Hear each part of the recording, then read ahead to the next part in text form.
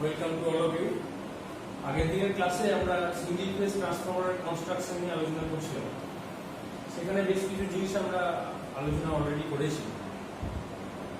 Core type transformer কাকে বলে, sell type transformer কাকে বলে, তাদের মধ্যে কি পার্থক্য, কোর টাইপের কি ধরনের ওয়াইন্ডিং ইউজ করা হয়, কনসেন্ট্রিক ওয়াইন্ডিং ইউজ করা হয়, এইগুলো আমরা আগের দিন মোটামুটি করেছি। আজকে আমরা যেখান থেকে শুরু করতে চাইছি সেটা হলো সেল টাইপ ট্রান্সফরমারে কি ধরনের ওয়াইন্ডিং ইউজ হয়, তার নেচারটা কি হবে, এবং কোর টাইপ এবং সেল টাইপ এই দুটো ট্রান্সফরমারে কোরের স্ট্রাকচারটা যখন তৈরি করা হয় বা সেল টাইপের যখন কোরটা ডিজাইন করা হয় তখন ল্যামিনেশনগুলো কিভাবে সেট করা হয়, এই জায়গাটা আমরা আজকে একটু আসতে চাইছি। তোমরা জানো যে সেল টাইপ ট্রান্সফরমারে তিনটে লিঙ্ক বা লেগ যেটাকে বলি ভার্টিক্যাল পোর্শন, সেটা তিনটে থাকে। তার মধ্যে দুটোকে বলা হয় সাইডে যে দুটো থাকে সেগুলোকে বলা হয় আউটার লিঙ্ক, আর সেন্ট্রাল পজিশনে যেটা একটু মোটা থিকনেসের বা মোটা উইথ যুক্ত থাকে সেটাকে বলা হয় সেন্ট্রাল লিঙ্ক। সেন্ট্রাল লিঙ্কের উইথে জেনারেলি আউটার লিঙ্কের ডবল হয়। এই জায়গাগুলো আমি আগের দিন তোমাদের বলেছি। যেমন ধরো সেল টাইপ ট্রান্সফরমারের যদি একটু ছবি আঁকি,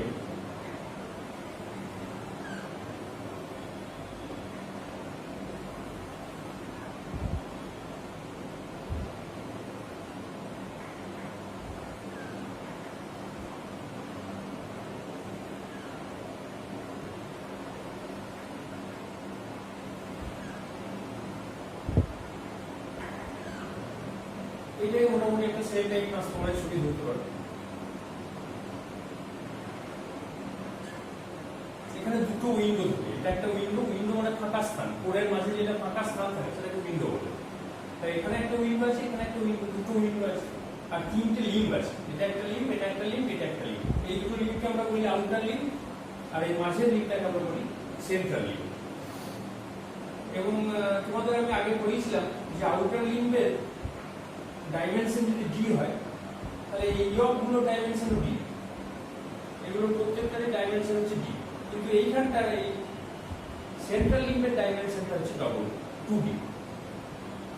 এখন এখানে কয়েলটা কোথায় জড়ানো হবে, অর্থাৎ হাই ভোল্টেজ ওয়াইন্ডিং বা লো ভোল্টেজ ওয়াইন্ডিং কোথায় থাকে, এটা কোর টাইপের ক্ষেত্রে তোমরা অলরেডি পড়েছো যে কোথায় কিভাবে থাকে। এবং এটাও তোমরা শিখেছো যে মানে লিকেজ ফ্লাক্সকে রিডিউস করার জন্য আমরা জেনারেলি একই লিম্বের উপরে হাফ হাই ভোল্টেজ ওয়াইন্ডিং এবং হাফ লো ভোল্টেজ ওয়াইন্ডিং এইভাবে প্লেস করে দেব। সেটার মূল উদ্দেশ্য কিন্তু to reduce the leakage flux. এখন সেল টাইপ ট্রান্সফরমারে আমরা যদি ওয়াইন্ডিং এর ছবিটা আঁকি তাহলে সেখানে দেখা যাবে যে ওয়াইন্ডিং গুলো জেনারেলি এইভাবে থাকে।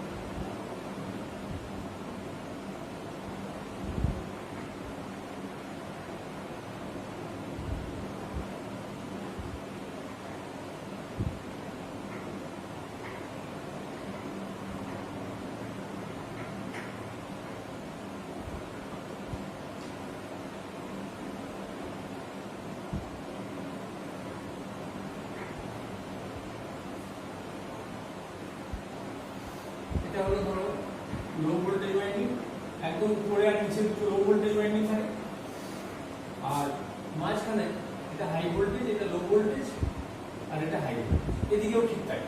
তার মানে ওয়াইন্ডিং গুলো জড়ানো আছে এইভাবে।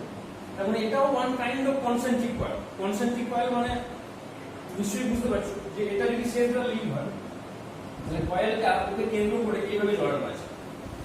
কিন্তু পুরো লিম্বটা জুড়ে একটাই কয়েল লিম্ব, যেটা তুমি কোর টাইপে তুমি কি দেখেছিলে যে পুরো কোরের উপরে প্রথমে লো ভোল্টেজ ওয়াইন্ডিং জড়ানো আছে, তারপর ইনসুলেশন দিয়ে আবার হাই ভোল্টেজ ওয়াইন্ডিং জড়ানো আছে। কিন্তু এখানে সেটা নেই, এখানে পার্ট বাই পার্টে এটা ভাঙা আছে।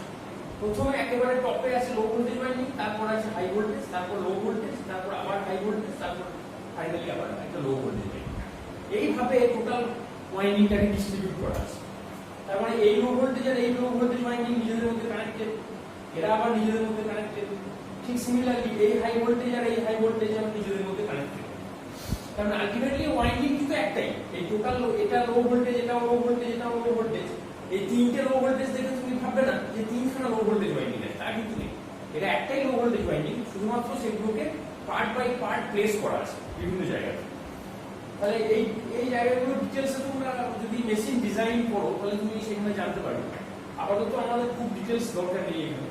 আমার শুধু পজিশনিংটা জানা দরকার যে সেল টাইপ ট্রান্সফরমারের ওয়াইন্ডিংটা কোথায় থাকে, কিভাবে থাকে, আর কোর টাইপ ট্রান্সফরমারে বা ওয়াইন্ডিংটা কিভাবে থাকে।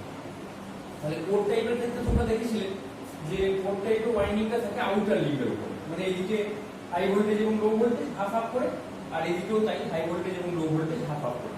কিন্তু এখানে আউটার লিঙ্কে কিন্তু কোনো ওয়াইন্ডিং থাকে না সেল টাইপ ট্রান্সফরমার, সেখানে পুরো ওয়াইন্ডিংটাই থাকে সেন্ট্রাল লিঙ্কের উপর।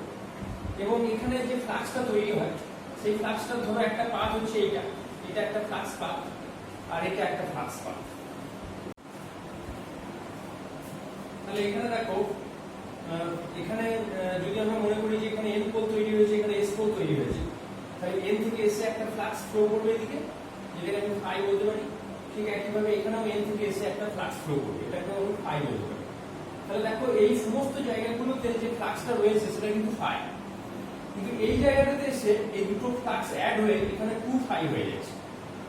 তাহলে এখান থেকে তুমি বুঝতে পারবে যে সেন্ট্রাল লিঙ্কটাকে কেন একটু বাড়তি চওড়া করা হয়, এদের দ্বিগুণ করা হয়। তার কারণ হচ্ছে যে এখানে ফ্লাক্সের পরিমাণটা বেশি। তাহলে যেখানে ফ্লাক্সের পরিমাণ বেশি সেখানে যদি আমি চওড়া পাত দিই থাকি, তাহলে ফ্লাক্স ডেনসিটিটা গোটা কোরের মধ্যে সর্বত্র সমান থাকে। তাহলে ইকুয়াল ফ্লাক্স ডেনসিটি টোটাল কোরের মধ্যে যদি আমাকে রাখতে হয়, তাহলে যেখানে ফ্লাক্সের পরিমাণ বেশি সেখানে ডাইমেনশনটাকে আমাকে বাড়াতে হবে এবং ইকুয়াল রেশিওতে বাড়াতে হবে। যদি ফ্লাক্সটা দ্বিগুণ হয় তাহলে আমাকে ডাইমেনশনটাকে দ্বিগুণ করতে হবে, তবে আমি ফ্লাক্স ডেনসিটিটাকে সর্বত্র সমান রাখতে পারবো। এক্ষেত্রে তুমি একটা প্রশ্ন করতে পারো যে যদি আমি না রাখি, ইকুয়াল ফ্লাক্স ডেনসিটি সর্বত্র না রাখি, তাহলে কি অসুবিধা হবে? অসুবিধা একটাই হতে পারে যে যেখানে ফ্লাক্স ডেনসিটি বেশি হবে সেই জায়গাটা স্যাচুরেট করে যাওয়ার একটা সম্ভাবনা আছে। স্যাচুরেট করে যাওয়া মানে কি, স্যাচুরেশন বলতে কি বোঝায়? সেটা মানে হলো এটাই যে যখন একটা আয়রন পার্টের মধ্য দিয়ে ফ্লাক্স যায় তখন সেই আয়রন পার্ট কতটা ফ্লাক্স ক্যারি করতে পারবে তার একটা লিমিট আছে। সেই লিমিট অবধি যদি তুমি ফ্লাক্স নিয়ে যাও তাহলে কোনো সমস্যা হবে না, কিন্তু সেটা যদি ক্রস করে তুমি বেশি ফ্লাক্স নিয়ে যাওয়ার চেষ্টা করো তাহলে ওই পার্টটা কিন্তু বাড়তি ফ্লাক্সটাকে রিজেক্ট করবে। মানে ওর কিন্তু একটা সার্টেন লিমিট অবধি ওই জায়গাটাতে মধ্যে দিয়ে ফ্লাক্স যেতে পারে। তার মানে এই পাথের মধ্যে দিয়ে কতটা পরিমাণ ফ্লাক্স যেতে পারে, ম্যাগনেটিক ফ্লাক্স ক্রস করতে পারে, তার একটা সার্টেন লিমিট আছে। সেই লিমিটটাকে আমরা বলে থাকি স্যাচুরেশন। যদি দেখা যায় যে তার থেকে বেশি ফ্লাক্স পাঠানোর চেষ্টা করছো তুমি, তাহলে কিন্তু ওই বাড়তি ফ্লাক্সটাকে ও আর ক্যারি করতে পারবে না, সেটাকে ও এয়ারের মধ্যে ও রিজেক্ট করে দেবে, এয়ারের মধ্যে দিয়ে পাঠিয়ে দেবে। এইটাকে আমরা তখন বলে থাকি মানে কি বলবো, রিজেক্টেড ফ্লাক্স বা leakage flux, not useful flux. তাহলে কোরের মধ্যে যদি আমাদের গোটা ফ্লাক্সটাকে কনফাইন রাখতে হয় ট্রান্সফরমারে, সেক্ষেত্রে আমাদের একটা জিনিস লক্ষ্য করতে হবে যে কোরটা যেন কোনোভাবেই স্যাচুরেট না করে যায়, অর্থাৎ স্যাচুরেশন লিমিটের মধ্যেই থাকে। তাহলে যেখানে ফ্লাক্সের পরিমাণ বেশি সেখানে যদি ডাইমেনশনটাকে আমি বড় করি তাহলে কিন্তু এই স্যাচুরেশনে পৌঁছে যাওয়ার সম্ভাবনাটা কমে যায়, সেক্ষেত্রে লিকেজ ফ্লাক্সটাকে কন্ট্রোল করা সম্ভব হয়। তাহলে সব ক্ষেত্রেই আমরা একটা জিনিস লক্ষ্য করে দেখো যে ট্রান্সফরমারের কোর যখন আমরা ডিজাইন করছি বা ওয়াইন্ডিং গুলোকে যখন আমরা প্লেস করছি, তখন একটা বিষয় কিন্তু আমাদের সবসময় মাথায় রাখতে হচ্ছে যে লিকেজটাকে কন্ট্রোল করা। কারণ টোটাল ফ্লাক্সটাকে যদি আমরা কোরের মধ্যে কনফাইন্ড অবস্থাতে রাখতে পারি তাহলে কিন্তু ট্রান্সফরমারের পারফরমেন্সটা বেটার হবে এবং ফ্লাক্সটা কিন্তু তখন ভোল্টেজ প্রোডাকশনের কাজে লাগে। আদারওয়াইজ ওই ফ্লাক্স কিন্তু কোনো কাজে লাগবে না। সেই ফ্লাক্সটা যদি এয়ারের মধ্যে দিয়ে বেরিয়ে চলে যায় এবং সে কোনো ওয়াইন্ডিংকে কাট না করে, কোনো ওয়াইন্ডিংকে লিঙ্ক করতে না পারে, তাহলে আলটিমেটলি দেখা যাবে সেটা কিন্তু কোনো ইউজফুল ফ্লাক্স হচ্ছে না। সেই জায়গাটা কিন্তু আমাদের মাথায় রাখতে হবে। এই কারণেই কিন্তু আমরা ফ্লাক্সটাকে কনফাইন রাখার জন্য আমরা যেখানে ফ্লাক্সের পরিমাণ বেশি সেখানে আমরা ডাইমেনশনটাকে বাড়াই। তাহলে সেল টাইপ ট্রান্সফরমারের সেন্ট্রাল লিঙ্কটা কেন একটু বেশি চওড়া, একটা নিশ্চয়ই বুঝতে পেরেছো। আচ্ছা ঠিক আছে, তাহলে এই জায়গাটা তোমাদের কাছে মোটামুটি পরিষ্কার হয়েছে। এখন এই সেল টাইপ ট্রান্সফরমারের যে এই ওয়াইন্ডিংটা, এই ওয়াইন্ডিং এর এই বিশেষ স্ট্রাকচারটাকে বলা হয় স্যান্ডউইচড ওয়াইন্ডিং। স্যান্ডউইচড। তাহলে কোর টাইপ ট্রান্সফরমারে তোমরা দেখেছিলে যে সেখানে যে ওয়াইন্ডিংটা আমরা ইউজ করছি সেটা হচ্ছে কনসেন্ট্রিক ওয়াইন্ডিং, আর সেল টাইপ ট্রান্সফরমারের ক্ষেত্রে সেই ওয়াইন্ডিংটাকে বলা হয় স্যান্ডউইচড ওয়াইন্ডিং। এই নামটা একটু মনে রাখবে। এই নামটার সঙ্গে তোমরা আগেই পরিচিত, এই কথাটা শুনেছো তোমরা। এখন দেখতে পেলে যে ওয়াইন্ডিং এর ক্ষেত্রে আমরা এই কথাটা ইউজ করছি। আচ্ছা, এরপরে যে পার্টটাতে আমি আসতে চাইছি সেটা হচ্ছে যে সেল টাইপ ট্রান্সফরমার এবং কোর টাইপ ট্রান্সফরমারে যখন ল্যামিনেশন গুলোকে রেডি করা হয় বা ল্যামিনেশন গুলোকে পরপর রেখে যখন কোরটাকে ডিজাইন করা হয়, তখন সেই ল্যামিনেশন গুলো কিরকম ভাবে তৈরি করা হয় সেই জায়গাটা আমি এবার একটু আসতে চাইছি।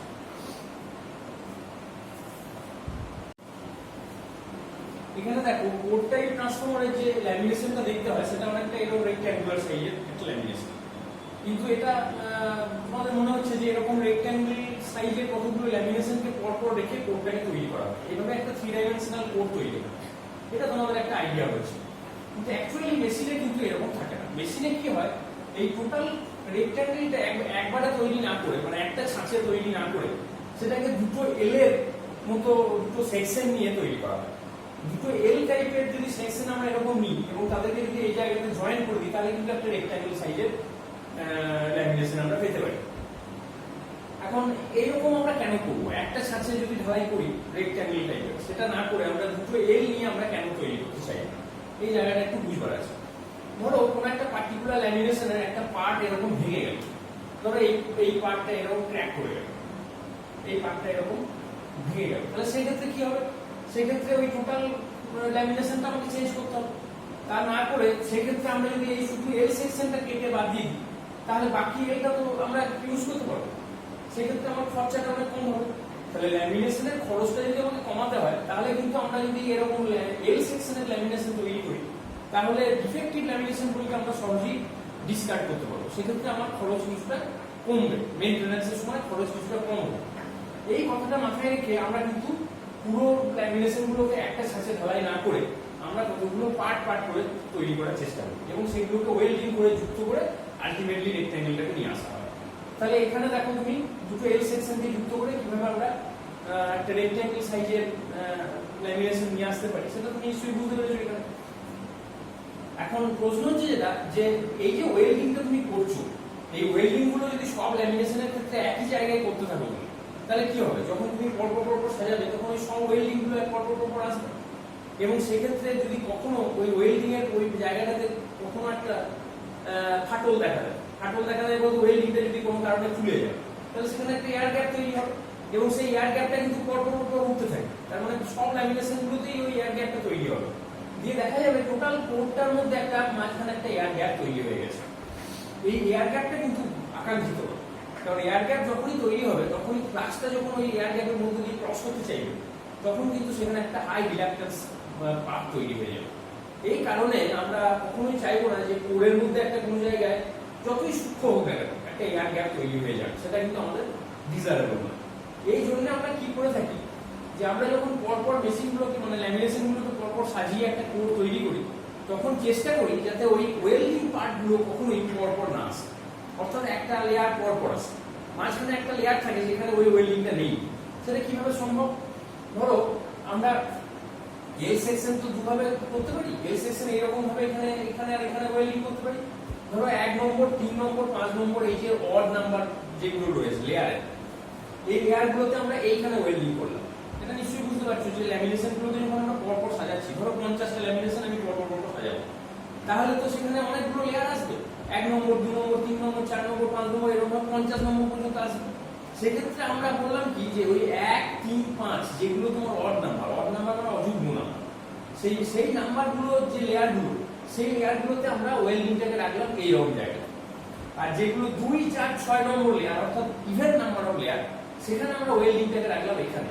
এখানেও দেখো এটাও কিন্তু একটা এল সেকশন, এই যে এখান থেকে শুরু করে এটা একটা এল, আর এখান থেকে শুরু করে এটা একটা এল। তাহলে 2 নম্বর 4 নম্বর 6 নম্বর এই যে ইভেন নাম্বার অফ লেয়ার্স, সেখানে যদি আমরা ওয়েল্ডিংটাকে এখানে রাখি, আর 1 3 5 এর ক্ষেত্রে ওয়েল্ডিংটাকে এইখানটাতে রাখি, তাহলে কি হবে? যখন পরপর আমি সাজাবো, তখন কিন্তু ওয়েল্ডিং গুলো পরপর আসবে না, দেখা যাবে একটা লেয়ার পরপর আসছে। তার মানে 1 নম্বর লেয়ারে এখানে ওয়েল্ডিংটা এলো, 2 নম্বর লেয়ারে এখানে ওয়েল্ডিংটা এলো, 3 নম্বর লেয়ারে আবার এখানে এলো। তার মানে বুঝতে পারছো যে কন্টিনিউয়াস এয়ার গ্যাপটা তৈরি হতে পারছে না। এইভাবে যে সাজানোর পদ্ধতি, এইটাকে বলা হয় staggering, STAGGERING, staggering of lamination. তাহলে স্ট্যাগারিং মানে বুঝতে পারছো? স্ট্যাগারিং মানে হচ্ছে যে এমন একটা সাজানোর পদ্ধতি, যে পদ্ধতির মাধ্যমে আমরা বলতে পারি যে ল্যামিনেশনগুলো কখনোই কিন্তু পরপর লেয়ারে ওই জয়েন্টগুলো আসবে এবং জয়েন্টের ওই জায়গাতে যদি কোনো এয়ার গ্যাপ তৈরি হয়, সেই এয়ার গ্যাপটাকে কিন্তু আমরা কন্টিনিউয়াস এয়ার গ্যাপটাকে অ্যাভয়েড করতে পারবো বাই স্ট্যাগারিং অফ ল্যামিনেশন। তাহলে স্ট্যাগারিং অফ ল্যামিনেশন কিন্তু ভীষণ একটা গুরুত্বপূর্ণ বিষয়। এটা কিন্তু শুধু কোড টাইপের ক্ষেত্রে না, এটা সেল টাইপেও তুমি করতে পারো। সেল টাইপের ক্ষেত্রে ল্যামিনেশনগুলো কিন্তু তখন আর এল সেকশন হয় না, তখন হয় ই সেকশন এবং আই সেকশন। দেখো এটা একটা সেল টাইপ ট্রান্সফর্মার, এখানে একটা ল্যামিনেশন হচ্ছে ই সেকশন, মানে এখানে সেন্ট্রাল লিঙ্কটা একটু চওড়া, এই দুটো থেকে আগেই তুমি পড়েছো। সেই সেন্ট্রাল লিম্বের সহ সেই টোটাল যে স্ট্রাকচারটা সেটা একটা ই এর মতো দেখতে, ইংরেজি ই অক্ষরের মতো, সেই জন্য এটাকে বলা হয় একটা ই সেকশন, আর এটা হচ্ছে একটা আই সেকশন। তাহলে এখানে এখানে জয়েন্ট তৈরি হয়। তাহলে 1 নম্বর 3 নম্বর 5 নম্বর এই লেয়ারগুলোতে যখন আমি ল্যামিনেশনটা রাখবো তখন জয়েন্টটাকে আমি এই জায়গায় রাখবো, আর 2 4 6 এর ক্ষেত্রে আমি রাখবো এই জায়গায়, অর্থাৎ নিচের দিকে রাখবো। তাহলে 1 3 5 এর ক্ষেত্রে জয়েন্টটাকে আমি রাখছি উপরের দিকে, আর 2 4 6 নম্বর লেয়ারগুলোতে আমি জয়েন্টটাকে রাখছি নিচের দিকে। তাহলে কি হচ্ছে, স্ট্যাগারিং হয়ে যাচ্ছে, তখন কিন্তু ওই কন্টিনিউয়াস এয়ার গ্যাপটা তৈরি হচ্ছে। তাহলে এইভাবে এল সেকশনের মাধ্যমে আমি কোর টাইপ ট্রান্সফর্মার ডিজাইন করতে পারি, আর ই এবং আই সেকশনের মাধ্যমে আমি সেল টাইপ ট্রান্সফর্মার ডিজাইন করতে পারি। তুমি যদি মনে করো যে এখানে কোর টাইপটাকে তুমি সি আই করবে, সেটাও করতে পারো। তুমি যদি মনে করো যে এরকম একটা সি সেকশন আর একটা আই সেকশন নিয়ে আমি একটা কোর টাইপ করব, এল না করে, সেটাও করতে পারো, তাতেও কিন্তু তোমার স্ট্রাকচার সম্ভব। তাহলে 1 3 5 এর ক্ষেত্রে তুমি এখানে এখানে জয়েন করবে, আর 2 4 এর ক্ষেত্রে এখানে এখানে জয়েন করবে, তাহলে এইভাবে হবে। তাহলে এইভাবেও কিন্তু ডিজাইন করা যায়। তাহলে কোর টাইপ আর সেল টাইপ ট্রান্সফরমারের কোরটা কিভাবে ডিজাইন করা হয় এই জায়গাটা পরিষ্কার হয়েছে।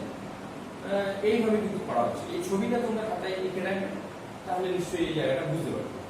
এখন প্রশ্ন হলো যেটা, যে আমরা সবই জেনে ফেললাম যে ধরো একটা কোর টাইপ ট্রান্সফরমারের কোর কিভাবে তৈরি হয়, কোরের উপরে ওয়াইন্ডিং কিভাবে জড়ানো হয়, কোর টাইপের কিভাবে জড়ানো হয়, সেল টাইপের কিভাবে জড়ানো হয়, এই জায়গাগুলো আমাদের কাছে অনেকটা পরিষ্কার হয়ে গেছে আশা করি। এখন এই যে কোর এবং ওয়াইন্ডিং, এই যে টোটাল জিনিসটা, এই জিনিসটাকে তোমাকে কোথাও একটা প্লেস করতে হবে। সেটা কোথায় প্লেস করবে, সেটাকে তোমরা দেখবে ট্রান্সফরমার, তোমরা পথে ঘাটে বিভিন্ন জায়গায় ট্রান্সফরমার দেখো, সেখানে তোমরা দেখতে পাবে বাইরে থেকে একটা ট্যাঙ্ক মতো দেখা যায়। যে ট্রান্সফরমার মানে হচ্ছে একটা চৌকো বক্স টাইপ, সেই চৌকো বক্সটাকে বলা হয় ট্যাঙ্ক।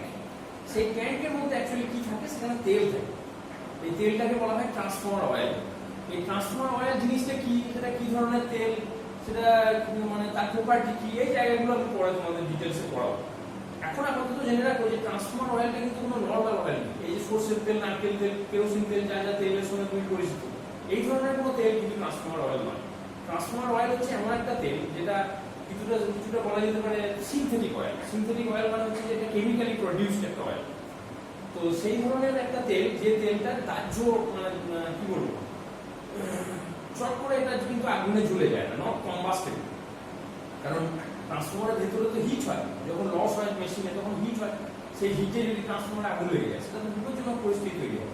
এই কারণে ট্রান্সফরমারের অয়েল কিন্তু এমন হতে হবে যেখানে সেটা কিন্তু দাহ্য হওয়া চলবে, মানে নট কম্বাস্টেবল। এটা একটা প্রপার্টি।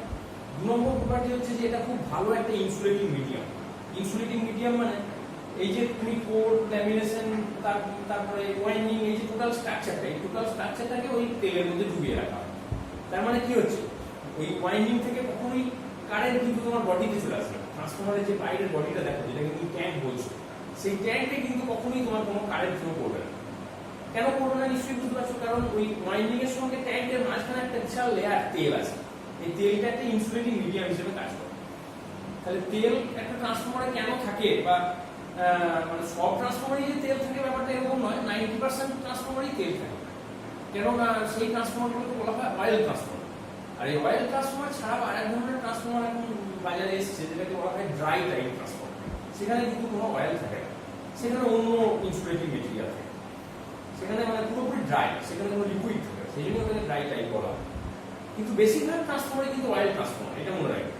তাহলে অয়েল ট্রান্সফরমারে অয়েলের কাজ কি, যদি কেউ জিজ্ঞেস করে তুমি কি বলবে? অয়েলের কাজ হচ্ছে যে অয়েলের মধ্যে টোটাল কোর এবং ওয়াইন্ডিং এর এই যে টোটাল স্ট্রাকচারটা, এই স্ট্রাকচারটাকে ডোবানো থাকে, টোটালটাই মানে একদম ডুবিয়ে রাখা থাকে। এবং এই অয়েলের কাজ হচ্ছে দুটো, একটা হচ্ছে যে কুলিং, আর একটা হলো ইনসুলেশন।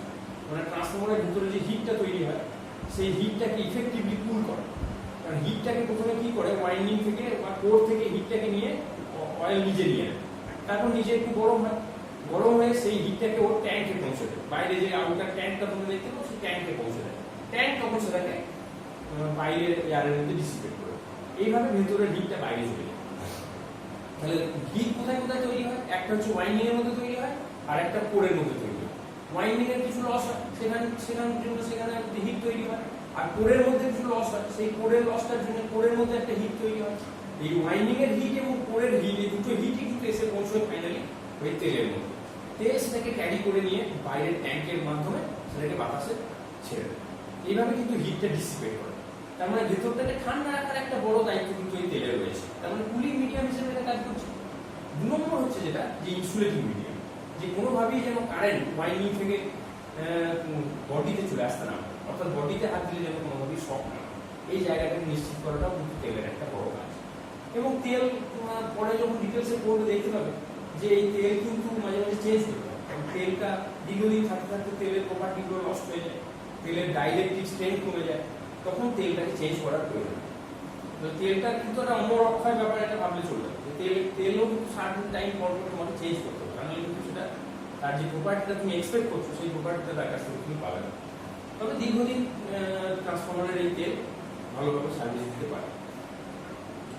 তো আজকে অনেকগুলো বিষয় জানতে পারলে, যে কোর স্ট্রাকচার কেমন হয়, ওয়াইন্ডিং স্ট্রাকচার মানে ওয়াইন্ডিংটাকে সেল টাইপ ট্রান্সফরমারে কিভাবে জড়ানো হয়, মানে তোমার যেটাকে আমি বললাম স্যান্ডউইচ ওয়াইন্ডিং, সেই স্যান্ডউইচ ওয়াইন্ডিংটা কিভাবে থাকে, এর আগের দিন শিখেছি তোমরা যে কোর টাইপের কনসেন্ট্রিক ওয়াইন্ডিং কিভাবে থাকে।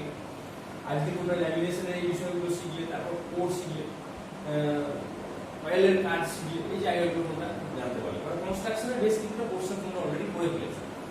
আর একটা বিষয় তোমাদের একটু বলা দরকার, সেটা হলো যে কোর মেটেরিয়ালটা কি, আমরা যে ট্রান্সফরমারের কোর তৈরি করবো সেই ট্রান্সফরমারের কোরটা কি মেটেরিয়াল দিয়ে তৈরি হবে, এবং এটাও কিন্তু ডিপেন্ড করে তোমার ফ্রিকোয়েন্সি লেভেলের উপর, operating frequency of the transformer. তার মানে ওই ট্রান্সফরমারটা কোন ফ্রিকোয়েন্সিতে কাজ করছে।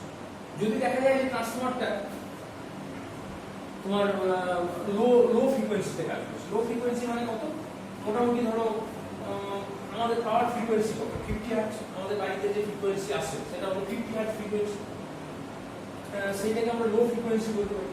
তাহলে 25 থেকে মোটামুটি 400 হার্টজ এই রেঞ্জের মধ্যে যদি ফ্রিকোয়েন্সিটা থাকে, তাহলে সেখানে আমরা কোর মেটেরিয়াল হিসেবে ইউজ করে থাকি সিলিকন স্টিল। তার মানে পিওর আয়রন নয়, কিন্তু স্টিল কিন্তু একটা অ্যালয়। স্টিলের মধ্যে কি থাকে, আয়রন তো থাকেই, বেশিরভাগটাই আয়রন থাকে, খুব সামান্য পরিমাণে কার্বন থাকে, কিছুটা ম্যাঙ্গানিজ থাকে, কিছুটা ক্রোমিয়াম থাকে, এই জিনিসগুলো এই ধাতুগুলোকে দিয়ে, এবং কার্বন একটা অধাতু, এই টোটাল জিনিসগুলোকে দিয়ে তোমার একটা অ্যালয় তৈরি করা হয় যেটাকে বলা হয় স্টিল।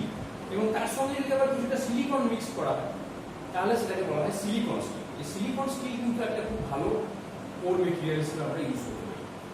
তাহলে এর ফেরোম্যাগনেটিক প্রপার্টি কিন্তু আয়রনের থেকেও ভালো, এই কারণে আমরা ট্রান্সফরমারের বেশিরভাগ জায়গাতেই কোর মেটেরিয়াল হিসেবে আমরা সিলিকন স্টিলকে প্রেফার করি। এবং সেটা কোন ফ্রিকোয়েন্সি রেঞ্জের জন্য না, 25 থেকে 400 হার্টজ এই ফ্রিকোয়েন্সি রেঞ্জের জন্য। এবং আমরা হামেশাই যেসব ফ্রিকোয়েন্সি নিয়ে কাজ করতে অভ্যস্ত, আমাদের বাড়িতে বলো, পাওয়ার স্টেশনে বলো, এই যে আমাদের বিশাল একটা নেটওয়ার্ক, পাওয়ার নেটওয়ার্ক, ইলেকট্রিক্যাল পাওয়ারের যে নেটওয়ার্ক, এই নেটওয়ার্কের অপারেটিং ফ্রিকোয়েন্সি 50 হার্টজ, অন্তত ইন্ডিয়ার ক্ষেত্রে 50 হার্টজ। আর বিদেশেও যে ফ্রিকোয়েন্সিগুলো আমরা ইউজ করি সেগুলো ম্যাক্সিমাম 60 হার্টজ। তার মানে মোটামুটি সবাই এই ফ্রিকোয়েন্সি রেঞ্জের মধ্যেই আছে। তাহলে বেশিরভাগ ট্রান্সফরমারে কোর মেটেরিয়াল হিসেবে আমরা সিলিকন স্টিলকে কেন ইউজ করে থাকি বুঝতে পারছি, কারণ এই অপারেটিং ফ্রিকোয়েন্সিতে সিলিকন স্টিলের পারফরম্যান্স হচ্ছে বেস্ট। আচ্ছা, যদি দেখা যায় যে ফ্রিকোয়েন্সি লেভেলটা মোটামুটি 20 থেকে 20,000 হার্টজের মধ্যে, তাহলে সেখানে আমরা জেনারেলি ব্যবহার করে থাকি iron core with suitable refinement. তার মানে আয়রনকে কিছুটা রিফাইন করে আমরা কোর মেটেরিয়াল হিসেবে ইউজ করে থাকি এই রেঞ্জে। এই রেঞ্জটাকে অনেক সময় বলা হয় অডিও ফ্রিকোয়েন্সি রেঞ্জ, কারণ এই রেঞ্জের মধ্যে যদি ফ্রিকোয়েন্সিটা থাকে তাহলে আমরা জেনারেলি সেই আওয়াজটাকে শুনতে পাই, সেই শব্দটাকে আমরা শুনতে পাই। শব্দের ক্ষেত্রে এটা হয়ে থাকে, শব্দের ক্ষেত্রে ফ্রিকোয়েন্সি রেঞ্জে যদি 20 হার্টজ থেকে 20,000 হার্টজের মধ্যে থাকে, এটা জানো তোমরা, তাহলে তাকে বলা হয় অডিও রেঞ্জ। কারণ মানে এই রেঞ্জের মধ্যে যদি ফ্রিকোয়েন্সি থাকে তাহলে সেই শব্দকে আমরা শুনতে পাই। তার সঙ্গে সিমিলারিটি রেখে বলা হয় যে অডিও ফ্রিকোয়েন্সি রেঞ্জে যদি কোনো ট্রান্সফরমার কাজ করে তাহলে সেখানে আমরা কোর মেটেরিয়াল হিসেবে ইউজ করে থাকি iron core with suitable refinement. এই জায়গাগুলো একটু তোমরা মনে রাখবে। আর যদি হাই ফ্রিকোয়েন্সি রেঞ্জ হয়, হাই ফ্রিকোয়েন্সি রেঞ্জ মানে কোথায়, যেমন ধরো communication circuit, telephone line, radar, বা তোমার কোনো কমিউনিকেশন সিগন্যাল যেগুলো থাকে, সেসব ক্ষেত্রে আমরা হাই ফ্রিকোয়েন্সি রেঞ্জে কাজ করি। হাই ফ্রিকোয়েন্সি রেঞ্জ মানে ধরো কয়েক কিলো হার্টজ, সেই রকম রেঞ্জে যে ট্রান্সফরমারগুলো ইউজ করা হয় সেটাকে হচ্ছে সেখানে আমরা কোর মেটেরিয়াল হিসেবে ইউজ করে থাকি পাউডার্ড ফেরোম্যাগনেটিক অ্যালয়। পাউডার্ড ফেরোম্যাগনেটিক অ্যালয়, ঠিক আছে? তাহলে এই জায়গাগুলো তোমরা একটু মনে রাখবে। আর একটা এখানে একটা জিনিস তোমাদের মনে হতে পারে যে হঠাৎ এই কোর মেটেরিয়ালের সঙ্গে ফ্রিকোয়েন্সিকে রিলেট করা হচ্ছে কেন, ফ্রিকোয়েন্সির সঙ্গে কোর মেটেরিয়ালের কি সম্পর্ক? অ্যাকচুয়ালি ব্যাপারটা বলি তোমাকে, তাহলে বুঝতে পারবে যে কোরের মধ্যে যে লসটা হয়, যেটাকে আমরা অনেক সময় বলে থাকি কোর লস, এই কোর লস জেনারেলি দু রকম টাইপের হয়। একটা হচ্ছে এডি কারেন্ট লস, আর একটা হলো হিস্টেরেসিস লস। এই এডি কারেন্ট লস এবং হিস্টেরেসিস লস এই দুটোকে মিলিতভাবে বলা হয় কোর লস। এবং এই দুটো লসই কিন্তু আলটিমেটলি ফ্রিকোয়েন্সি ডিপেন্ডেন্ট। মানে ফ্রিকোয়েন্সি যদি বাড়ে তাহলে এই লসগুলোর পরিমাণ বেড়ে যায়। এর একটা নির্দিষ্ট ফর্মুলা আছে। দেখা যায় যে কেউ ফ্রিকোয়েন্সি স্কোয়ারের সঙ্গে প্রপোর্শনাল, কেউ বা ফ্রিকোয়েন্সির সঙ্গে সরাসরি প্রপোর্শনাল, এরকম ব্যাপার আছে। তার মানে আলটিমেটলি এনি হাও এই লস দুটো কিন্তু ফ্রিকোয়েন্সি ডিপেন্ডেন্ট লস। তার মানে ফ্রিকোয়েন্সি যত বাড়বে তত এই লসগুলো বাড়বে, ফ্রিকোয়েন্সি যদি না থাকে তাহলে এই লসগুলো হবে না। এটা খুব পরিষ্কার। সেই জন্য আমরা দেখে থাকি যে পিওর ডিসি যেখানে অ্যাপ্লিকেশন আছে সেখানে কোর লস নেই, কারণ ডিসিতে তো ফ্রিকোয়েন্সিটা জিরো, যার ফলে সেখানে কোনো কোর লস হয় না। তাহলে কোর লস পুরোপুরি ডিপেন্ড করে ফ্রিকোয়েন্সির উপর, এবং ফ্রিকোয়েন্সি রেঞ্জ যত বাড়তে থাকে কোর লসের পরিমাণও কিন্তু তত বাড়তে থাকে। এই কারণে হাই ফ্রিকোয়েন্সি রেঞ্জে যে ট্রান্সফরমারগুলো অপারেট করে সেখানে কোর লসের পরিমাণ খুব বেশি হয়, এবং সেই মেশিনগুলো চট করে হিট করে যাওয়ার একটা সম্ভাবনা। এই ব্যাপারটা যদি আমাদের অ্যাভয়েড করতে হয় তাহলে অনেক সময় আমরা কি করে থাকি, কোরটা কি অফ করি, যে কোরের মধ্যে যদি এত লস হয় তাহলে কোরটাকে রেখে লাভ, কোরটা কি অফ করো, তাহলে লসটা অফ হয়ে যাবে। এই ব্যাপারটা আমরা অনেক সময় করে থাকি। তাহলে তোমার প্রশ্ন জানতে পারে যে কোর যদি আমি উড়িয়ে দিই, কোর যদি নাই রাখি, তাহলে আমার ট্রান্সফরমারের ফ্লাক্সটা ক্যারি করবে কি? সেক্ষেত্রে ফ্লাক্স ক্যারি করবে এয়ারের মধ্যে। সেক্ষেত্রে প্রাইমারি এবং সেকেন্ডারি দুটোকে খুব কাছাকাছি রাখতে হবে, যাতে সহজেই ফ্লাক্স এয়ারের মধ্যে দিয়ে গিয়ে সেকেন্ডারিকে কাট করতে পারে। এবং সেই ধরনের যে ট্রান্সফরমারগুলো, সেখানে জেনারেলি আমরা যে কোর মেটেরিয়াল ইউজ করি সেটা হচ্ছে আইদার ফাইবার বা কোনো নন ম্যাগনেটিক মেটেরিয়াল, যার মধ্যে দিয়ে ফ্লাক্স আদৌ যেতে পারে। তাহলে কারণ আমরা যদি ধরো কিছুই না রাখি, কোর মেটেরিয়াল হিসেবে কোনো কিছুই না রাখি, এয়ার রাখি, এয়ারের মধ্যে তো আর একটা কয়েল জড়ানো সম্ভব না, একটা গ্যাস মেটেরিয়ালের উপর তো কোনো কিছু কয়েল জড়ানো সম্ভব না। তাহলে প্রাইমারি ওয়াইন্ডিংটাকে জড়াবো কারো, সেকেন্ডারিটাই বা কারো করে রাখবো, এটা একটা কোশ্চেন। সেই জন্য আমরা সেই ক্ষেত্রে একটা মানে ট্রান্সফরমারের একটা ফিজিক্যাল শেপ দেওয়ার জন্য আমরা সেক্ষেত্রে ফাইবার কোর ইউজ করি। ফাইবার হচ্ছে একটা non magnetic material. Non magnetic মানে কি না, যার মধ্যে দিয়ে ফ্লাক্স পাস করতে পারে না। তাহলে ফাইবার কোর মানে আসলে কিন্তু ওটা মানে এয়ার থাকাই, এয়ারের মধ্যে এয়ার রাখলেও যা হতো ফাইবার রাখলেও তাই হচ্ছে, কারণ এয়ারের মধ্যে দিয়েও ফ্লাক্স ভালোভাবে যেতে পারে না, আর ফাইবারে তো আরো যেতে পারে না। সেই জন্য ফাইবার দিয়ে যেসব কোর তৈরি হয় বা যেসব ট্রান্সফরমারে ফাইবার কোর ইউজ করা হয় তাদেরকে আমরা ফাইবার কোর ট্রান্সফরমার বলি, তাদেরকে আমরা এয়ার কোর ট্রান্সফরমার বলি, কারণ fibre is equivalent to air as per the magnetic property. তাহলে এয়ার কোর ট্রান্সফরমার কোথায় ইউজ করা হয়, কেন ইউজ করা হয়, এই জায়গাটা কি তোমাদের পরিষ্কার হয়েছে? Air core transformer mainly use করা হয় হাই ফ্রিকোয়েন্সি রেঞ্জ যে ট্রান্সফরমারগুলো অপারেট করে সেই ক্ষেত্রে। কেন ইউজ করা হয়? কারণ হাই ফ্রিকোয়েন্সি রেঞ্জ যে ফ্রিকোয়েন্সির সঙ্গে ডিপেন্ড করে কোর লসের পরিমাণটা ম্যাসিভ হয়ে যায়। এই ব্যাপক কোর লস যদি হতে থাকে তাহলে কিন্তু মেশিনের এফিসিয়েন্সি তেমন কম হয়ে যাবে এবং আউটপুট পাওয়ার তুমি সেভাবে পাবে না। সেই ব্যাপারটাকে মিনিমাইজ করার জন্য, কোর লসটাকেই অফ করে দেওয়ার জন্য আমরা কোরটাকে উড়িয়ে দিই। ব্যাপারটা অনেকটা এরকম হয়েছে যে হাতে আমার একটা যন্ত্রণা হয়েছে বা হাতে একটা কিছু কেটে গেছে, হাতটা কি কেটে দিল, যে আমার মানে ওটা সারছে না, সুতরাং হাতটা কি কেটে দিল। অনেক সময় এরকম লোকে করে থাকে, পায়ে আঘাত পেয়েছে, পাটা কোনোভাবে সারানো যাচ্ছে না, পাটাই কেটে ফেলে দিল। ব্যাপারটা এরকম মানে অনেকটা সেই ফিজিক্সের সঙ্গে যদি তুমি মিলিয়ে এই কাজটা করো, যে কোর লস হচ্ছে, কোর লসকে কোনোভাবে ম্যানেজ করতে পারা যাচ্ছে না, তো কোরটাই উড়িয়ে দাও। ব্যাপারটা এরকম হয়। তাহলে কোরটা উড়িয়ে দিলে কি একটা কিছু তাকে রাখতে হবে যার উপরে আমি ওয়াইন্ডিংটা জড়াবো, সেটাই আমরা ওই ফাইবারটাকে রাখছি। তাহলে এয়ার কোর ট্রান্সফরমার কেন বলে, তার অ্যাপ্লিকেশন কি, কোথায় ইউজ করা হয়, কেন ইউজ করা হয়, এই জায়গাগুলো নিশ্চয়ই পরিষ্কার হয়েছে। তাহলে আমরা আজকে কিন্তু কনস্ট্রাকশনের বেশ কিছু ভাইটাল পার্ট আমরা আজকে পড়ব। এরপরে আমি আবার কনস্ট্রাকশনে ফিরবো, কারণ construction is a big issue, বহু জিনিস এখানে জানার আছে, সেইগুলোতে আমি আবার ফিরবো। কিন্তু তার আগে আমি একটু তোমাদের প্রিন্সিপাল অফ অ্যাকশনটা একটু বলিয়ে দিতে চাইছি। কারণ ট্রান্সফরমারের অপারেশনটা কিভাবে হয়, ট্রান্সফরমার কিভাবে কাজ করে, এই জায়গাটা যদি ভালো করে না জানো তুমি, তাহলে কনস্ট্রাকশনেরও সব জায়গায় কিন্তু ভালোভাবে তুমি বুঝতে পারবে। সেই জন্য আমি প্রথম দিকে কিছুটা কনস্ট্রাকশন করে নিলাম, এরপরে আমি আসবো এবার প্রিন্সিপাল অফ অ্যাকশন। সেই প্রিন্সিপাল অফ অ্যাকশনটা যদি তোমার কাছে ভালো করে মাথায় ঢুকে যায়, তারপরে আমি আবার কনস্ট্রাকশনে ফিরি, তাহলে তোমার কাছে বোঝাটা কিন্তু সহজ হবে। তাহলে এরপরে আমি যেটা তোমাদের পড়াবো সেটা হলো EMF equation of the transformer. তারপর আস্তে আস্তে অন্যান্য জায়গাগুলোতে আমি যাবো। তাহলে এই জায়গাগুলো যেগুলো আমি বললাম আজকে, এগুলো খাতায় লিখে নাও।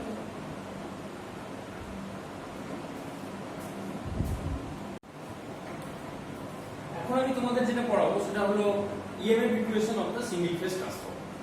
তার জন্য আমি একটা এখানে ছবি এঁকেছি, দেখো এই ছবিটা তোমরা খাতায় এঁকে নাও, এবং এখানে ওয়াইন্ডিং গুলোকে আমি যেভাবে এঁকেছি তোমরাও কিন্তু হুবহু সেই রকম ভাবে আঁকার চেষ্টা করো, তাহলে কিন্তু এটা অন্যরকম হয়ে যাবে। কারণ ওয়াইন্ডিং আঁকার উপরে অনেক কিছু নির্ভর করে, যেটা আমি আগেও তোমাদের ক্লাসে বলেছি, এখনো বলছি যে ওয়াইন্ডিং আমি যেভাবে এঁকেছি হুবহু সেই রকম ভাবেই আঁকার চেষ্টা করো, অন্যরকম করতে যাবে। এখানে লক্ষ্য করে দেখো, এটা হচ্ছে কোর, ফেরোম্যাগনেটিক কোর, যার উপরে দুটো ওয়াইন্ডিং জড়ানো আছে, একটা প্রাইমারি ওয়াইন্ডিং, এটা সেকেন্ডারি ওয়াইন্ডিং। এবং প্রাইমারি ওয়াইন্ডিং সঙ্গে একটা সোর্স কানেক্টেড আছে, এসি সোর্স। সেই এসি সোর্সের একটা ভোল্টেজ সোর্স অবভিয়াসলি, সেই ভোল্টেজ সোর্সের ভোল্টেজটা হচ্ছে V1। V1টাকে আমরা ছোট হাতে লিখেছি, খেয়াল করে দেখো এই V1টা ছোট হাতে লেখার মধ্যে দিয়ে আমরা কি বোঝাতে চাইছি, এটা একটা অল্টারনেটিভ সোর্স। জেনারেলি আমরা ইলেকট্রিক্যাল ইঞ্জিনিয়ারিং এ কিছু কনভেনশনকে ফলো করি, সেই কনভেনশনের মধ্যে একটা কনভেনশন হলো যে যেগুলো যেসব ভোল্টেজ বা কারেন্ট বা যে প্যারামিটারগুলো টাইম ভ্যারি, অর্থাৎ টাইমের সঙ্গে যাদের পরিবর্তন হয় তাদেরকে আমরা স্মল লেটার দিয়ে লিখি, তাদের ইনস্ট্যান্টেনিয়াস ভ্যালুগুলোকে আমরা স্মল লেটারে সিম্পলিফাই করি। আর যাদের ক্ষেত্রে ভ্যালুটা কনস্ট্যান্ট, অর্থাৎ টাইমের সঙ্গে পরিবর্তনশীল নয়, সেগুলোকে আমরা জেনারেলি ক্যাপিটাল লেটারে লিখি। তাহলে কোথায় স্মল লিখবে আর কোথায় ক্যাপিটাল লিখবে এই জায়গাটা কিন্তু ভালো করে বুঝতে হবে। এবং যদি সেটা এসি সোর্স হয় অবভিয়াসলি সেটা ছোট হাতে লিখতে হবে, কিন্তু এসি ভোল্টেজের যে আরএমএস ভ্যালু বলতে কি বলে, আরএমএস ভ্যালু মানে প্রত্যেকটা এসির একটা ইকুইভ্যালেন্ট ডিসি ভ্যালু থাকে। এই জিনিসগুলো তোমরা সার্কিট থিওরিতে আশা করি শিখেছো যে আরএমএস ভ্যালু বলতে এক্স্যাক্টলি কি বোঝায়। আর আরএমএস এর ফুল ফর্মটা হচ্ছে রুট মিন স্কয়ার। এই জায়গাটা যদি না বুঝে থাকো তাহলে সার্কিট থিওরিতে একবার দেখে নাও যে রুট মিন স্কয়ার ভ্যালু বলতে কি বোঝায়। রুট মিন স্কয়ার ভ্যালু মানে হলো যে এসি ইকুইভ্যালেন্ট ডিসি। এটার মানে কি, এসি আবার ইকুইভ্যালেন্ট ডিসি কি হবে, এটা যদি একটু খুলে বলি তাহলে তুমি বুঝতে পারবে। ধরো একটা 8 ওহম রেজিস্ট্যান্সের মধ্য দিয়ে আমরা 5 অ্যাম্পিয়ার এসি কারেন্ট পাঠালাম। কতক্ষণ পাঠালাম? t সেকেন্ড ধরে। তার ফলে কি হলো, একটা হিট তৈরি হলো। ধরলাম আমি এখানে হিট তৈরি হলো 3 জুল। তাহলে আমি কি বললাম যে একটা 8 ওহম রেজিস্ট্যান্সের মধ্য দিয়ে আমি 5 অ্যাম্পিয়ার এসি কারেন্ট পাঠিয়েছি, যার ফলে এখানে মানে কতক্ষণ ধরে পাঠিয়েছি, t সেকেন্ড ধরে পাঠিয়েছি, যার ফলে এখানে 3 জুল হিট তৈরি হয়েছে।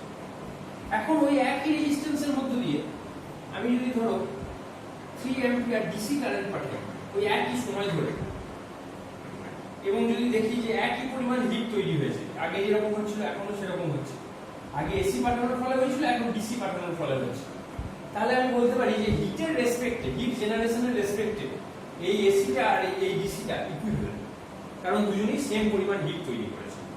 তাহলে একই রেজিস্ট্যান্সের মধ্যে দিয়ে একই সময় ধরে একটা নির্দিষ্ট পরিমাণ এসি ফ্লো করার ফলে যে হিট তৈরি হয়, আর ওই একই রেজিস্ট্যান্সের মধ্যে দিয়ে একই সময় ধরে আর একটা ডিসি কারেন্ট পাঠানোর জন্য যে পরিমাণ হিট তৈরি হয়, এই দুটো হিট যদি সমান হয় তাহলে হিটের রেসপেক্টে আমরা বলতে পারি যে এই এসিটা এই ডিসি ইকুইভ্যালেন্ট।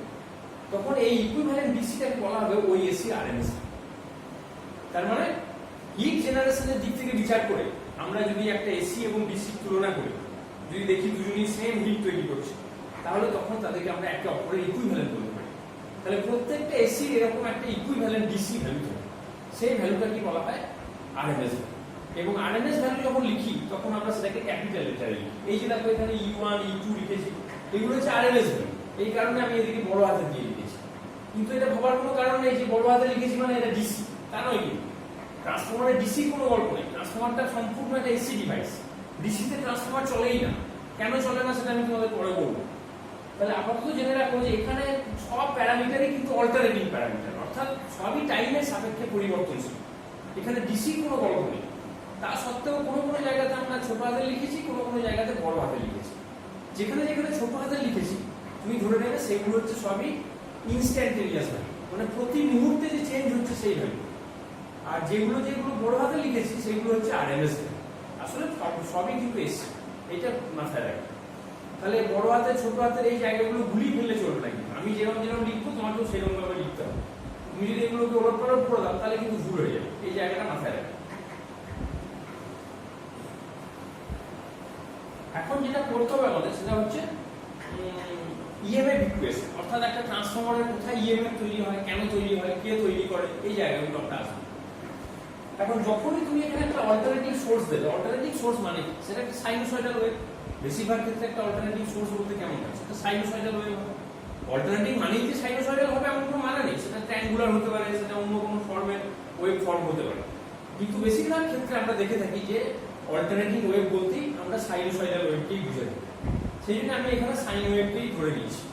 তাহলে যে সোর্সটা লাগানো হয়েছে এটা একটা সাইনোসয়েডাল ওয়েভ, অর্থাৎ এর ইকুয়েশন যদি তুমি লেখো তাহলে তুমি এর ইকুয়েশন লিখতে পারো Vm sin ওমেগা।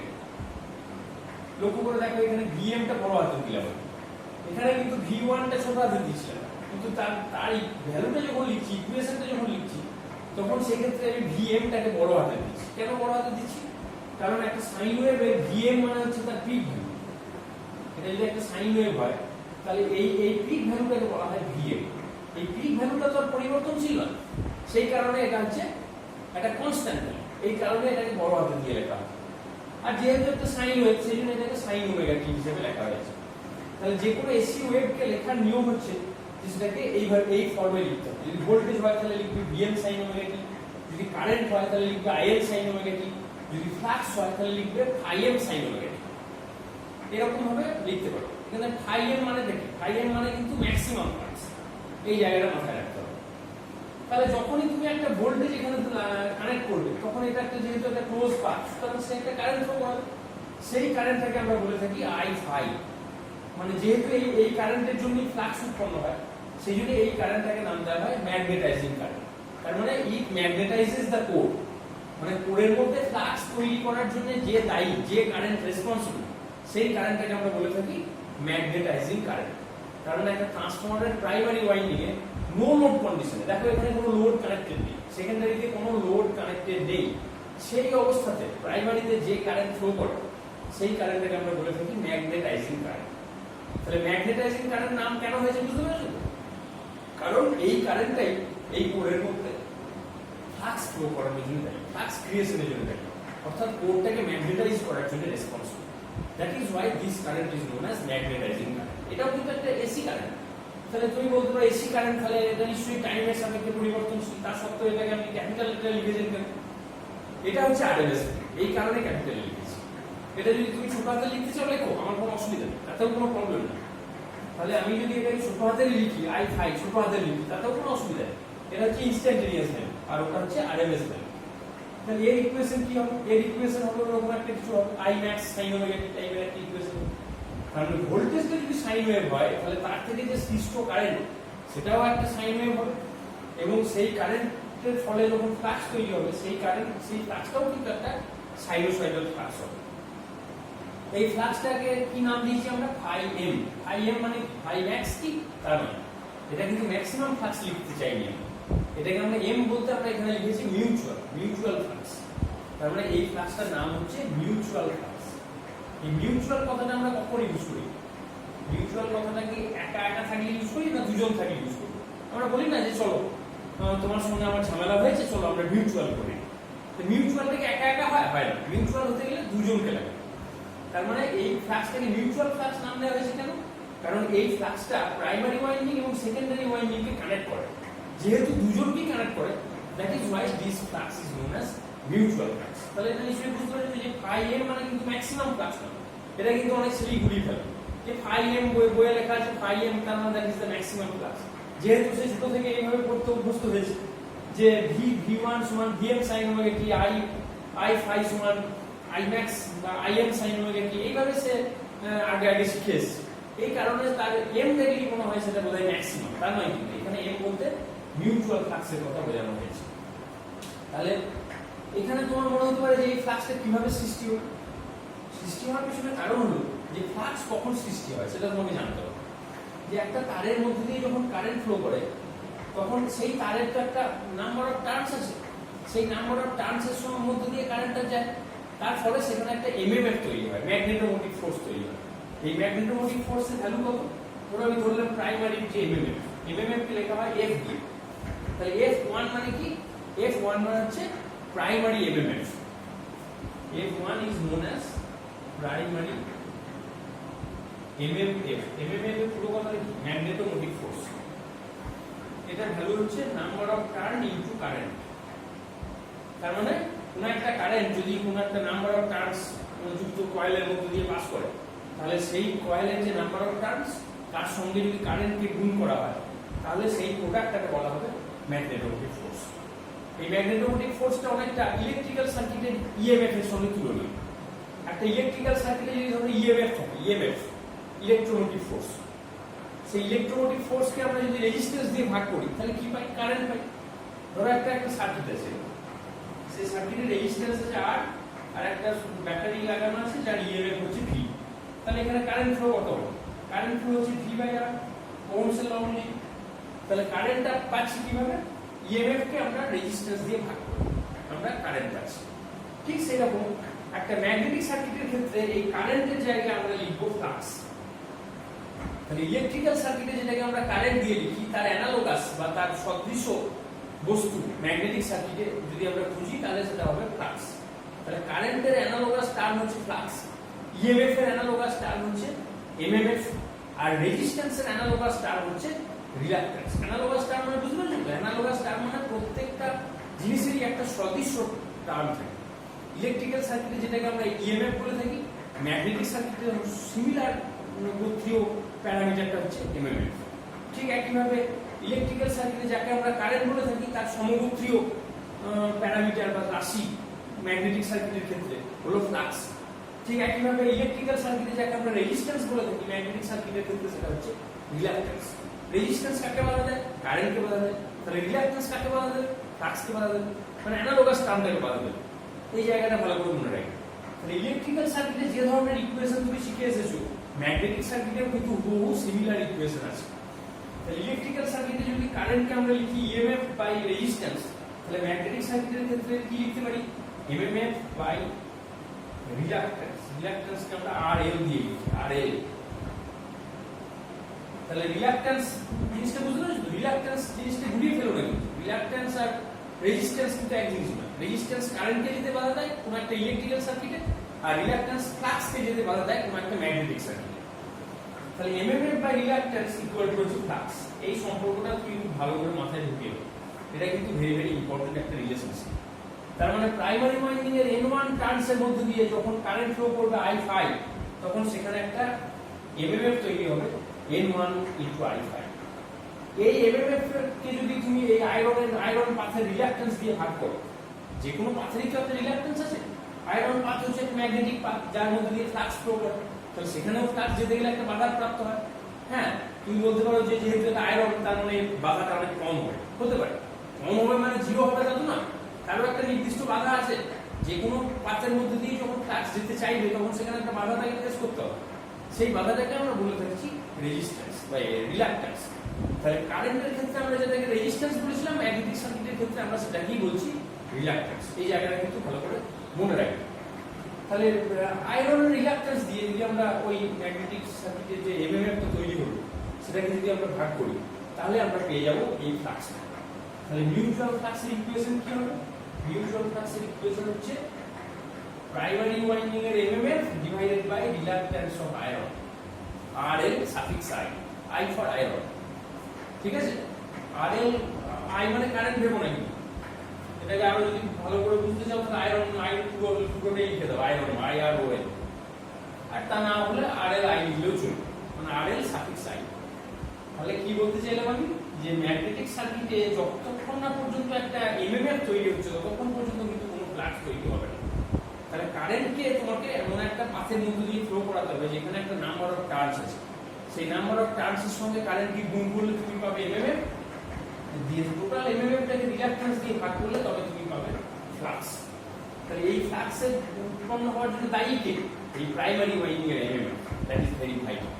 এই জায়গাটা ভালো করে মনে রাখো। এখন আমি আগেই তোমাদের বলেছি যে এই ফ্লাক্সটার যে নেচারটা হবে, ফ্লাক্সটা কেমন হবে? এটা কি অল্টারনেটিং ফ্লাক্স হবে নাকি ডাইরেক্ট ফ্লাক্স হবে? অবভিয়াসলি এটা অল্টারনেটিং হবে। কেন? এই ফ্লাক্সটাকে তৈরি করেছে, এই ফ্লাক্সটাকে তৈরি করেছে এই কারেন্ট। এই কারেন্টের কারণেই তো এমএমএফ হয়েছিল, সেই এমএমএফ এর জন্যই ফ্লাক্স উৎপন্ন হয়েছে। তাহলে এর মূল দায়ী, মূল কারণ তো হচ্ছে এ, আর এর উৎপন্ন হওয়ার জন্য দায়ী কে? এই ভোল্টেজটা না থাকলে তো কারেন্ট আসতো না। আলটিমেটলি ফ্লাক্সের উৎপত্তির পিছনে মূল রেসপন্সিবল ফ্যাক্টর হচ্ছে এই ভোল্টেজ। তাহলে ওই ভোল্টেজটা যদি সাইনোসয়েডাল হয় তাহলে তার থেকে সৃষ্ট যত প্যারামিটার সবাই সাইনোসয়েডাল হবে। কারণ এই কারেন্টও সাইনোসয়েডাল, এই এমএমএফও সাইনোসয়েডাল, এবং আলটিমেটলি এই ফ্লাক্সটাও কিন্তু সাইনোসয়েড। তার মানে প্রত্যেকের নেচারটাই কিন্তু একটা সাইনোসয়েডাল নেচার। তাহলে এই ফ্লাক্সের ইকুয়েশন যদি আমি লিখি, একটা সাইনোসয়েডাল ওয়েভের ইকুয়েশন কেমন, এই মিউচুয়াল ফ্লাক্সের ইকুয়েশন কেমন লিখতে পারি? অবভিয়াসলি এরকম লিখতে পারি, আই ম্যাক্স সাইন ওমেগা। কখনোই এটাকে কিন্তু এরকম লিখবে না phi M sine omega. Phi M লিখলেই তোমার ভুলে যাবে যে এই ফাই এম আর এই ফাই এম তাহলে একই। এই ফাই এম মানে মিউচুয়াল ফ্লাক্স, আর এই ফাই ম্যাক্স মানে হচ্ছে ম্যাক্সিমাম ফ্লাক্স। তার মানে একটা সাইন ওয়েভের যেটা পিক ভ্যালু সেইটা। এখন এই যে ফ্লাক্সটা যাচ্ছে একটা অল্টারনেটিং ফ্লাক্স, সে গিয়ে কাট করছে কাকে?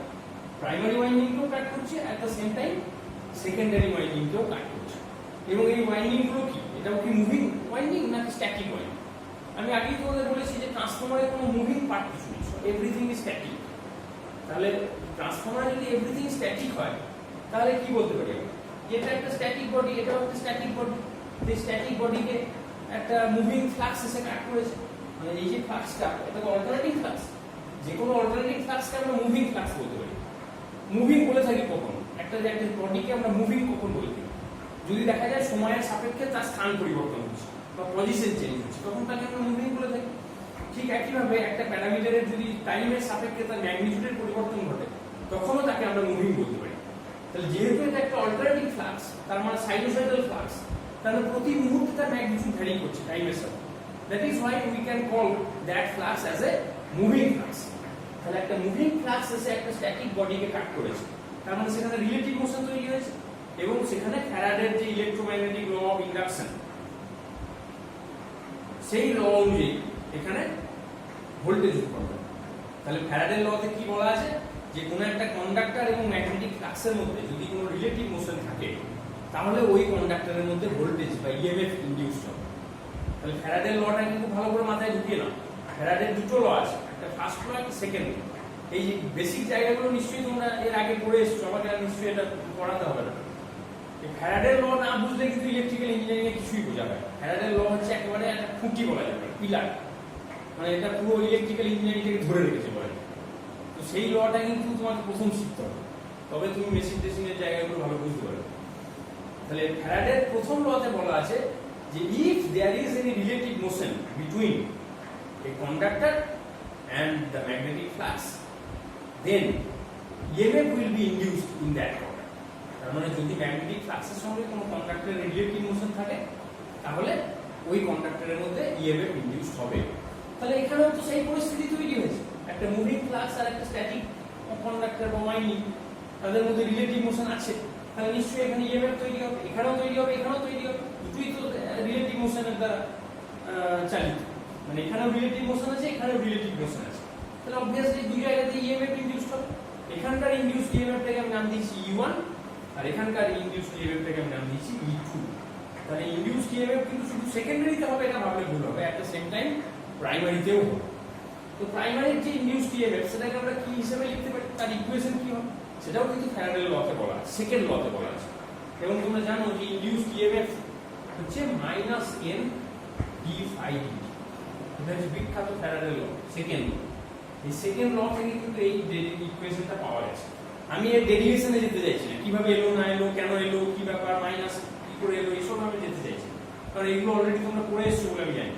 লেঞ্জের ল তোমরা জানো, সেই লেঞ্জের ল অনুযায়ী এই মাইনাস সাইনটা এসছে। তাহলে যদি না পড়ে থাকো তাহলে তুমি আগে একবার ওই জায়গাগুলো পড়ে নাও, তাহলে কিন্তু এই জায়গাগুলো বুঝতে পারবে। ফ্যারাডের ফার্স্ট ল, সেকেন্ড ল, এই দুটো ল কি পড়ো। 3 নম্বর হচ্ছে লেঞ্জের লটা পড়ো। এই সমস্ত লগুলো মিলিয়ে এই সূত্রটা পাওয়া গেছে। এই সূত্রটা তোমরা অনেকেই জানো, কিন্তু কিভাবে এলো, কেন এলো, কোথা থেকে এলো, এই জিনিসগুলো অনেকের কাছে পরিষ্কার নেই। এই জায়গাগুলো আগে পরিষ্কার করো।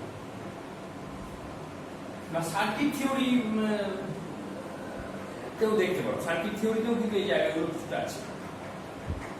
আচ্ছা, তাহলে E = -n d∅dt।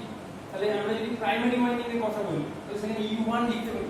এখানে ছোট হাতে লিখেছি, খেয়াল করে দেখো, কারণ এটা যতক্ষণ পর্যন্ত টাইম ভ্যারিং, এই যে টি লিখছো তুমি, টি লিখছো মানে কি, সেখানে টাইম একটা ফ্যাক্টর।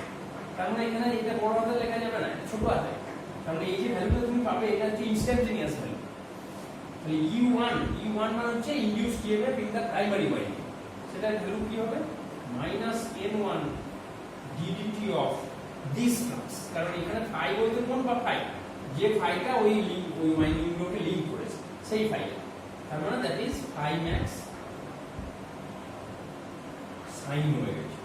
তাহলে এটাকে যদি তুমি ডেরিভেটিভ করো, ফাই ম্যাক্স তো কনস্ট্যান্ট, তাহলে সেটা বাইরে চলে আসবে, এখান থেকে একটা ওমেগা বাইরে আসবে, আর সাইন ওমেগা টি ডেরিভেটিভ কত হবে? cos ওমেগা টি।